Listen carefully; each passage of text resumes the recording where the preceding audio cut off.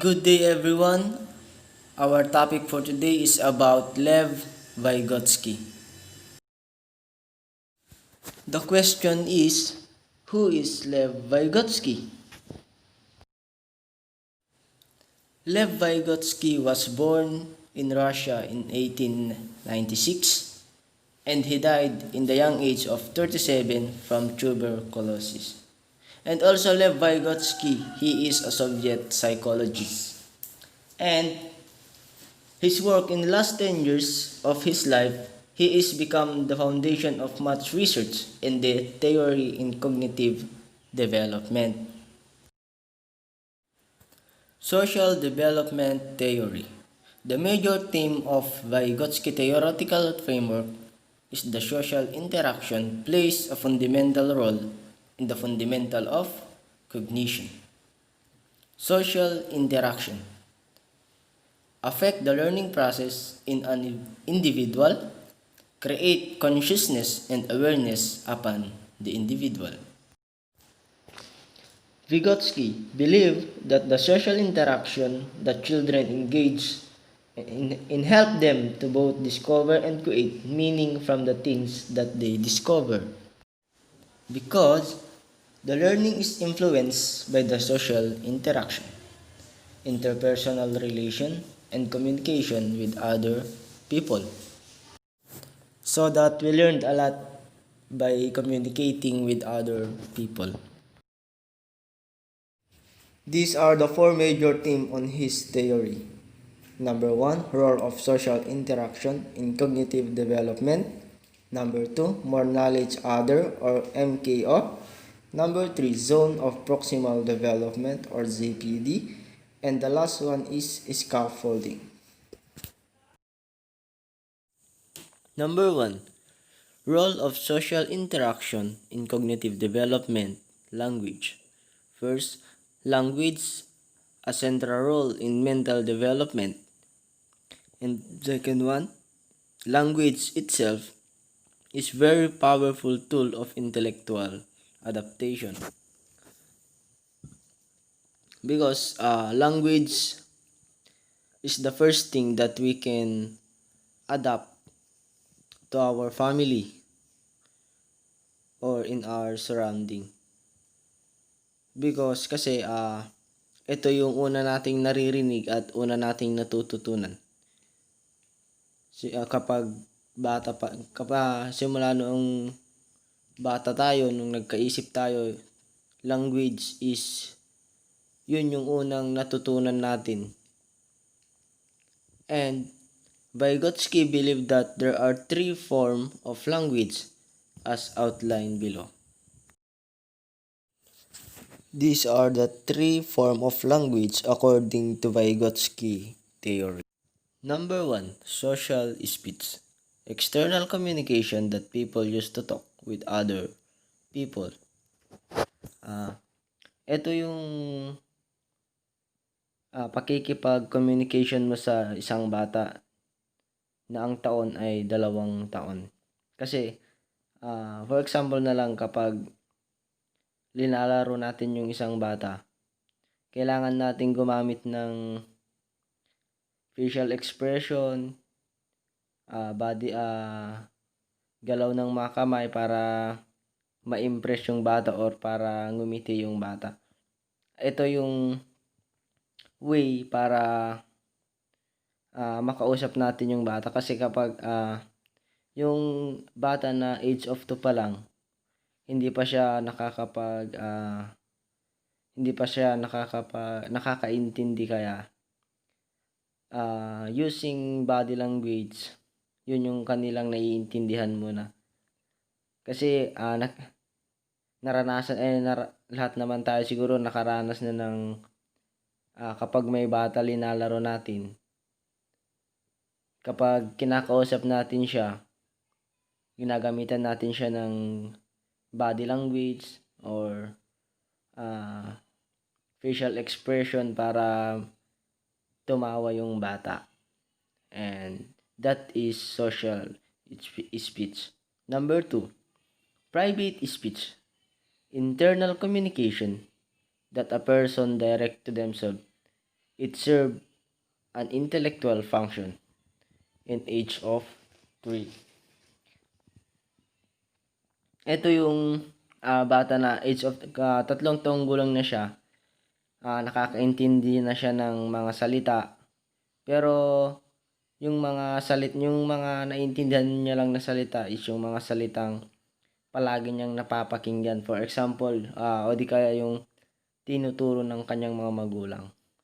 For example na lang yung mama, papa, ganun, ate, kuya. Yun yung mga natututunan muna nila na mga salita in a age of 3. Yung mga basic pa lang na mga tinuturo ng mga magulang na salita na kapag for example kapag tinatanong mo yung pangalan ng magulang ng bata, yung alam niya lang na sabihin yun pa lang yung pa-ire-response niya sa'yo. And in the age of 3, kung ano yung naririnig niya sa paligid niya, madali na niyang nagagaya. Kasi yung memory niya is active na, or eto yung kung ano yung tinuturo na mga salita, madali na niyang ginagaya ito at ginagamit niya ito kapag may kumakausap sa kanya, ganun, or kapag may kapag linalaro siya, yung mga na-adapt niyang salita sa paligid niya, yun yung rine-response niya. And number 3, silent inner speech. Private speech diminishes in its audibility until it becomes self-regulating function. Kapag yung bata is naabot na niya yung age of 7, alam na niya yung mga sinasagot niya kapag may nagtatanong sa kanya, and kapag may kumakausap sa kanya, alam na niya yung mga kung may tinatanong sila, alam na niya yung mga sagot, and malalim na yung kaalaman niya and at yung pananalita niya is komportable na siya. Kasi kumbaga fully developed na yung kanyang language.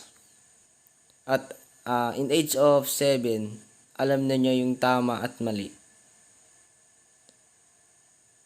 And although in age of 7 is kapag kinakausap na siya ng ibang tao, karamihan naman sa mga bata na ganyan is mga mahiyain na ganun. Kapag kinakausap, tahimik. Okay, proceed tayo sa number 2. Number 2, more knowledge other, or MKO. MKO is any person who has a higher of ability or understanding than the learners in certain topic, like parent, teachers, coaches, peers, electric devices. MKO is refers sa mga mataas ang level of learning, tulad ng mga teachers, coaches, kung saan kapag nagpapaturo tayo sa kanila, matututunan natin yung yung isang bagay. For instance, a child learn multiplication of number because his tutor teach him well. Natuto sa mga higher level of learning, tulad ng mga teachers, yung parent natin, kapag may bagay na hindi natin alam, nagpapaturo tayo sa kanila, and then after that, yung bagay na yun na tinuro nila sa atin, matututunan natin kasi mas higher yung level ng learning nila kaysa sa ating mga learners pa lamang o sa ating mga estudyante pa lamang. And this is the MKO or more knowledge other. Number 3, Zone of Proximal Development or ZPD. The zone of proximal development is the area of learning that more knowledgeable others or MKO assists the student in developing a higher level of learning.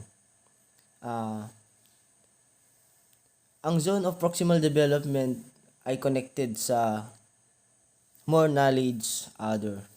Kasi ang more knowledge other or yung mga older na may higher level of learning, like for teachers, kailangan na for example in a teacher, kailangan na i-assist ng teacher yung kanyang mga estudyante para ma-develop ang higher level of learning ng kanyang mga estudyante. So that the knowledgeable the MKO, we have the big role to the learners kasi sila mas malaki yung malaki yung maitutulong nila sa mga learners para matuto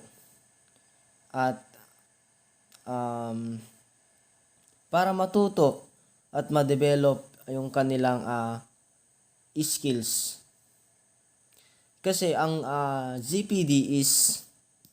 the goal of ZPD is for facilitator to be less involved the student develop the necessary skill. So that kailangan ng mga learners ang facilitator or ng mga higher level of learning para mas matuto sila at mas marami silang natututunan. Kasi may mag-a-assist sa kanila na mas higher of level of learning. So that the MKO and ZPD ay connected sila sa isa't isa. And the last one is scaffolding. Vygotsky defined scaffolding instruction on the role of teacher and other in support the learner's development and providing support structure to get to the next level.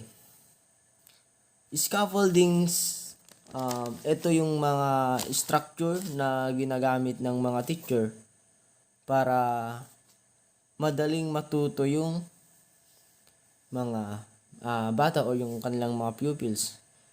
The teacher provides scaffolds so that the learners can accomplish certain tasks. For example na lang yung sa kapag yung sa loob ng classroom, kapag yung isang bata pinagbasa siya ng teacher niya kasi required yun sa topic, required yun sa subject nila na magbasa sila, pero yung bata na yun di marunong magbasa, hindi niya alam kung paano basahin yung pinapabasa ng teacher. So that dito na pumapasok yung scaffolding structure. Ito yung mga